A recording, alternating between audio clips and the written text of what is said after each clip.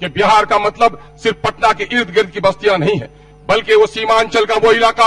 आप फ्लाईओवर बनाते हैं, आप मेट्रो का प्रोग्राम बनाते हैं, आप प्रोग्राम बनाते हैं गंगा एक्सप्रेस हाईवे का, लेकिन आज आप सीमांचल के इलाके में जाकर देखिए 50 किलोमीटर की दूरी पर महानंदा में पुल नहीं है। साहब, आपका समय 5 मिनट है,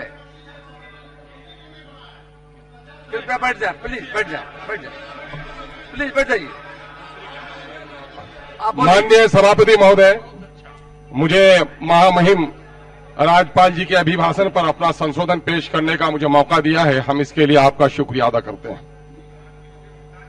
मशहूर स्कॉलर जोलियस ने सन 1941 के हवाले से लिखा है कि हाउस ऑफ कॉमन में लॉर्ड जॉन रसल ने कहा कि सिंहासन से जो भाषण होता है वो भाषण दरअसल राज्य मंत्रिमंडल का भाषण होता है, मंत्रिमंडल का भाषण होता है। मैं भी समझता हूं, सदन भी, और यह जनता तक भी संदेश जाना चाहिए कि माननीय महामहिम राज्यपाल ने जो अभिभाषण दिया है वो दरअसल बिहार सरकार के मंत्रियों के परामर्श का भाषण है। मैं कोरोना के इस मामले में इस वक्त देश में हमारे डॉक्टरों ने, पुलिस के नौजवानों ने जो लड़ाई लड़ी है, हम उसको मुबारकबाद देना चाहते हैं। बिहार सरकार ने भी अपने पीठ को थपथपाने का काम किया है, लेकिन गवाह है बिहार के लोग कि वो मजदूर जो पलायन करके गए, और माननीय मुख्यमंत्री ने और सरकार ने शुरू दिन से कहा था कि हम पलायन को रोकेंगे, और पलायन को रोकने में क्या सफलता मिली है। कोरोना काल में जब देश के तमाम तर शहरों में बिहारी मजदूर के रोने और बिलखने की आवाज आई तो लगा बिहार का मजदूर 2 वक्त की रोटी के लिए पूरे देश में फैला हुआ है। और जब वो लौटकर घर आना चाहा, वो मजदूर जो आज इस विपरीत स्थिति में भी, आज अगर आपके स्टेट जीडीपी को संभालने का काम किसी ने किया है तो इन मजदूरों ने किया है। ये मजदूर सिर्फ अपने बाल बच्चों की रोटी के लिए नहीं गए, बल्कि बिहार की तरक्की के लिए गए। और अफसोस के कोरोना काल में उन मजदूरों को हम वो इज्जत न दे सके जो उसके हकदार थे। गवर्नमेंट ने कई बातें कही हैं कि इंसाफ के साथ तरक्की, गुड गवर्नेंस का नारा दिया है। मैं समझता हूं कि 15 साल के बाद किसी भी सरकार के लिए जो पेश किया जाता है गवर्नर का खुतबा, वो दरअसल स्टेट पॉलिसी का हिस्सा होता है। स्टेट की पॉलिसी एजुकेशन में क्या रही है, अभी हमारे विपक्ष के कई नेतागण ने आपको आईना दिखाया है। एजुकेशन और हेल्थ में आप कितने जागरूक हैं कि बच्चों को पढ़ाना भी चाहते हैं, और 150 बच्चे पर भी एक टीचर आप नहीं दे पा रहे हैं। 1 लाख 1.5 लाख की आबादी को भी डॉक्टर नहीं दे पा रहे हैं। आपने गुड गवर्नेंस की बात कही थी। गुड गवर्नेंस कब हो सकता है, जब ये हो सकता है व्यक्ति इकाई है लोकतंत्र की, व्यक्ति को आधार मानकर ही सारी पॉलिसियां बनाई जाती हैं। प्रखंड का आकार क्या होगा, जिला का आकार क्या होगा, ये आकार अपने आप तक तय नहीं किया है। आपने एडमिनिस्ट्रेटिव रिफॉर्म की बात कही थी। आपने कहा था कि साहब हम छोटी छोटी इकाइयों में डिसेंट्रलाइजेशन ऑफ पावर करेंगे। कहीं 5 लाख का जिला है और कहीं 50 लाख का आपका जिला है। 5 लाख के जिला को एक डीएम मिलता है, एक सदर हॉस्पिटल मिलता है, और 50 लाख की आबादी को वही मिलता है। कैसे बिहार में संतुलित विकास होगा? बिहार का संतुलित विकास नहीं हो सका। आप पटने में फ्लाईओवर बनाते हैं, पिछले 10-15 सालों में आपने कई काम किए हैं, हम आपको मुबारकबाद देना चाहते हैं। शराबबंदी पर गर्चे पूरे तौर पर आप कामयाब नहीं हो सके, शराब बिक रही है, लेकिन चलिए एक अच्छा कदम था। आपने पटने को सजाया है, संवारा है, आपने राजगीर को खूबसूरत दुल्हन की तरह सजाया है, हम आपको मुबारकबाद देना चाहते हैं। लेकिन संतुलित और इंसाफ के साथ तरक्की का नारा इस बात को भी पुकार पुकार कर आपको कह रहा है कि बिहार का मतलब सिर्फ पटना के इर्द गिर्द की बस्तियां नहीं है, बल्कि वो सीमांचल का वो इलाका।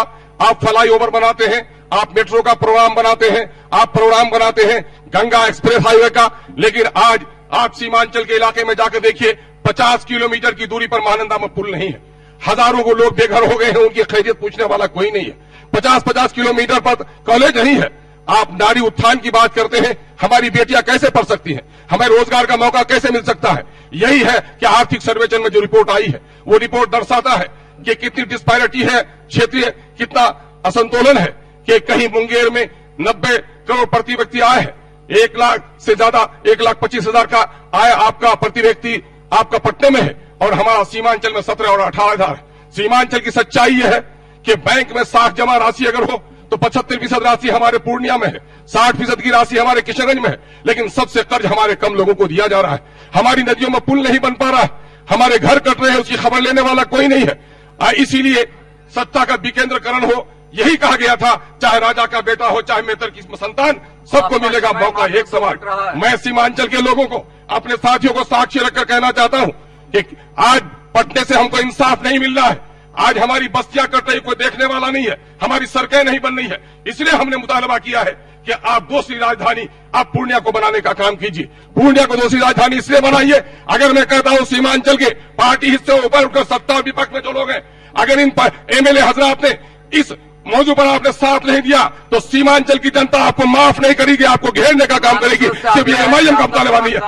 महोदय दो शब्द कह ले लीजिए, दर्द की गाथा 2 मिनट समय चाहिए आपका महोदय, ले लीजिएगा। सत्ता पक्ष ने बहुत अपना बयान सुनाया है, दोहरा कर वही बात कहेंगे। मैं बिहार की पीड़ा कर रहा हूं, बिहार के जनता के दर्द को आपके पास बयान करना चाह रहा हूं कि महोदय आज लगभग 6 लाख से ज्यादा लोग कैंसर के बीमार हैं।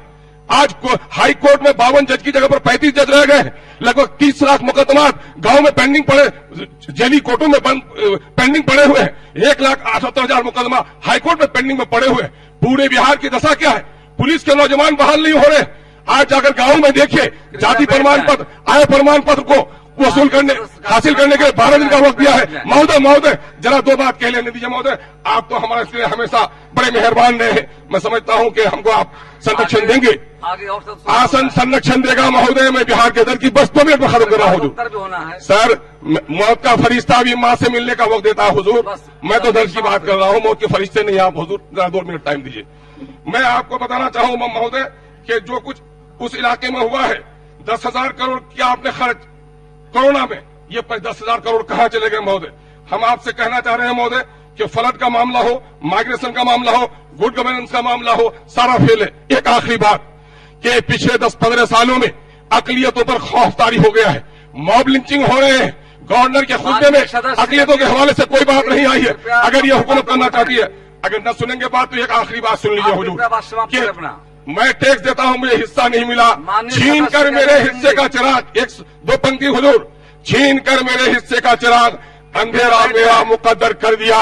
उजाला था जिस नगर में, मेरे हिस्से का चिराग भी उसी के हवाले कर दिया। बहुत बहुत धन्यवाद। अनिल सिंह जी कृपया अपनी बातों को रखें।